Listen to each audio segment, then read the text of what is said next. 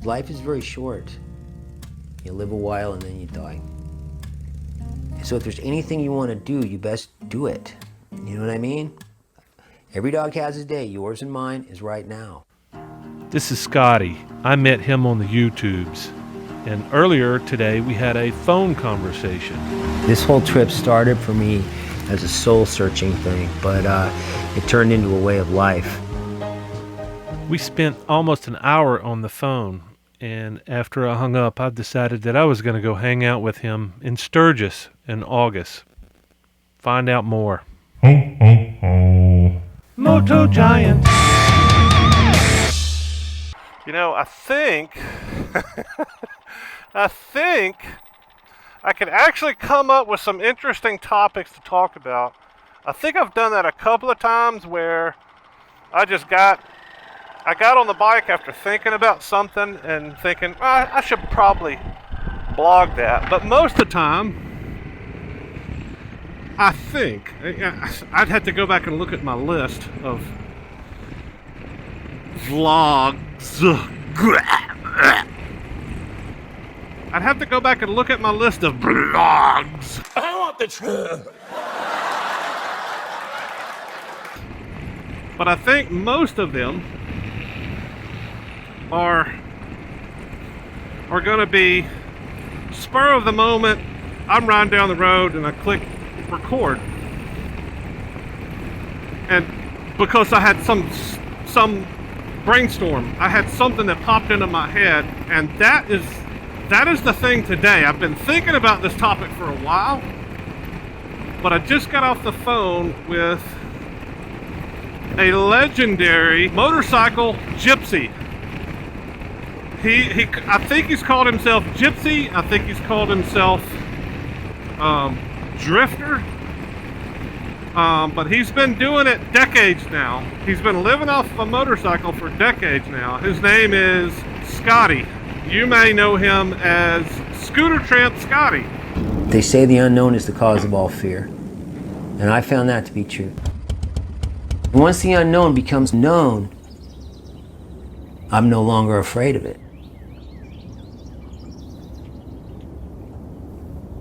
Well, let's see. My name's Scotty and I live a nomadic life. I am a drifter.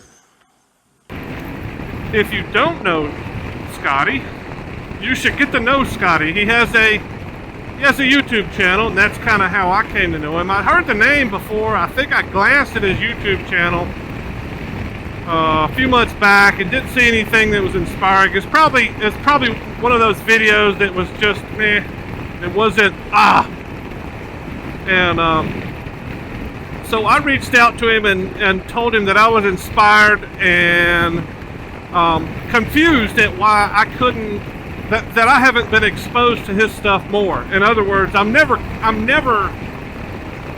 confused as to why YouTube doesn't show me the stuff that I like to watch, because YouTube, their algorithm sucks balls, because there's so much out there that I want to watch, but YouTube doesn't show me that. They want to show me all this crap.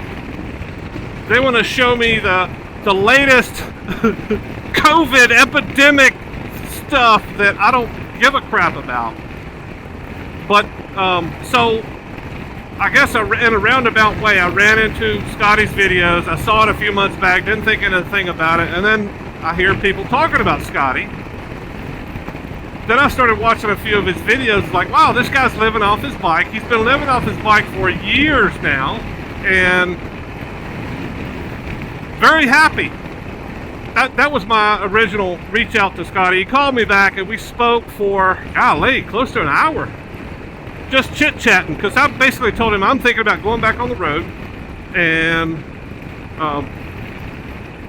I know there's a lot of stuff I need to know, but I mean, I'm kind of like, you're the guru, I want to talk to you, and so we wound up talking, and it was the thing he kept saying was the loneliness. He said there's 4 things that drive people home. So in other words, you can spend the summer, you can spend a vacation living on your bike, but you can't go more than the summer. Most people can't.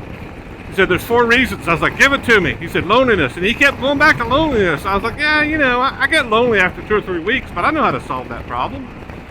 And it's not, I don't have to go home to do it, because I guess it's easy for me to connect with people.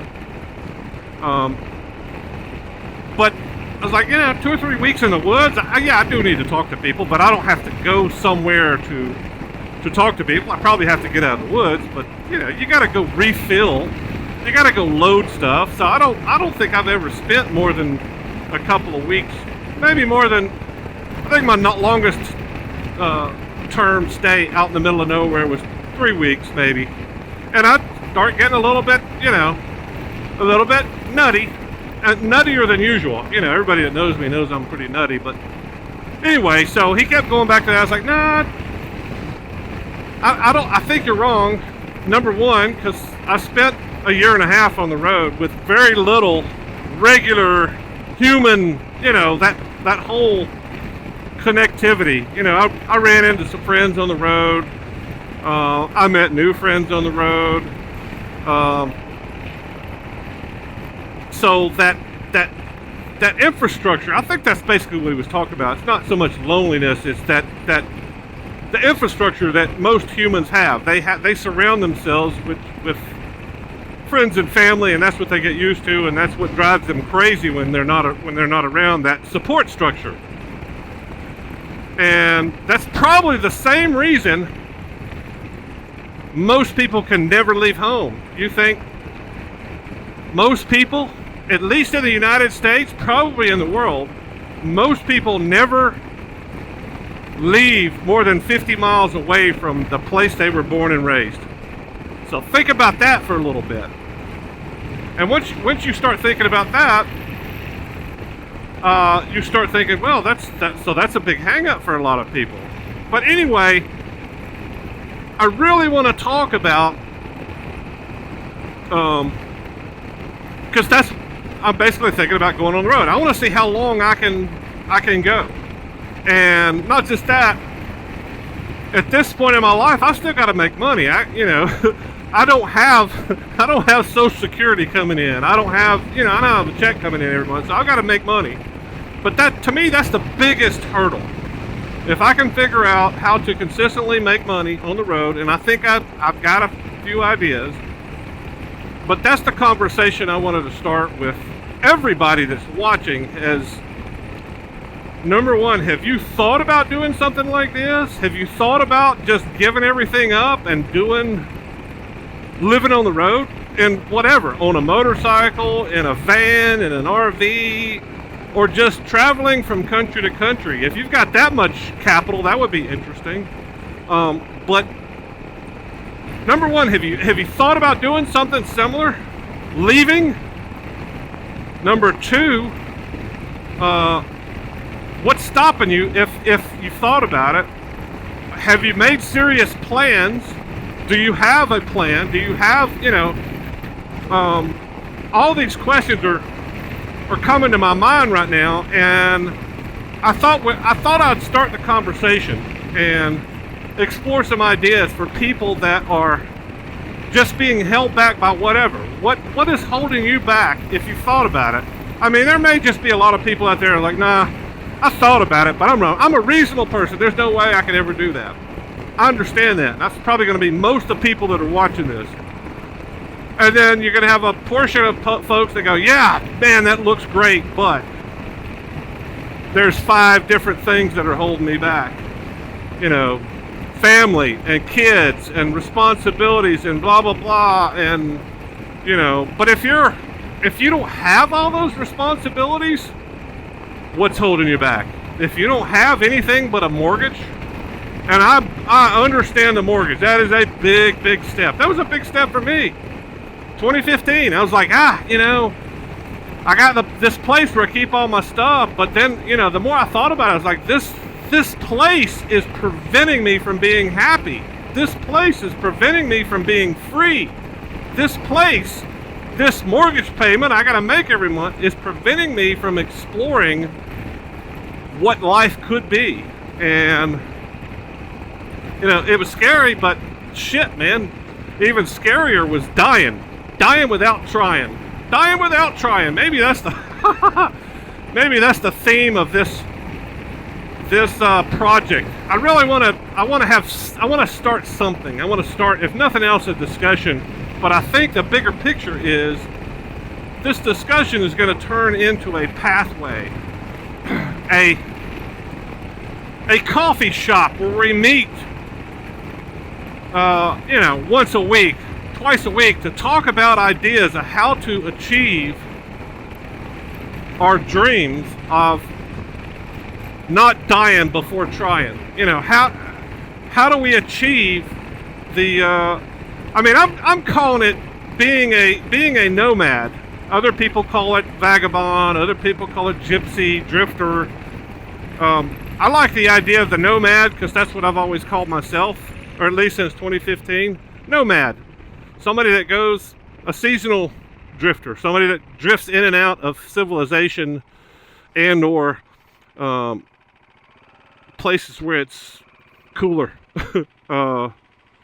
Anyway, just some thoughts. I got to pick up some supplies here. I'm really curious as to how many people that are watching this right now have thought about it. And if you've thought about it, what's kept you from doing it? If you have a list of things that are keeping you from doing it, what are the things that you think you can do something about? You got a list of 5 things. I can't do that because of these 5 things. Let's go through the list. Let's talk about that. There's probably a better way to do it than the comments, and I got to figure that out. I've got to figure out a way for us to have that discussion in some kind of a manageable fashion, that we talk about these ideas and see if there's a way for, 10 people. If I could have that effect on 10 people that are going, out of the thousands of people that may see this video, if there's 10 people out there that go, screw it, I'm going to try that. And maybe, maybe you get 3 months down the road and you go, screw this sucks. But if we don't talk about it, if you don't find a pathway to doing something like this, then, I'm just trying to find the pathway myself. And maybe I can help others find the pathway. But let me know your thoughts. I really want to know what the numbers are. I want to know how many people are thinking something along these lines and just need the pathway. They just need some help with the path. I would love to know that there's 10 people out there that are considering doing this and just looking for some help, some advice, somebody to guide in that journey. That would be awesome. Because I need some help too. I need some fine tuning. I've got the big ideas and I'm still working on the little ideas, but if I can figure it all out, that would be pretty awesome. Drop a comment. Let me know what you think. Don't need someone to save me, no, and don't come running to blame me. From miles away I can tell that something's off. The way you look and how you pause when you talk, I think I said enough.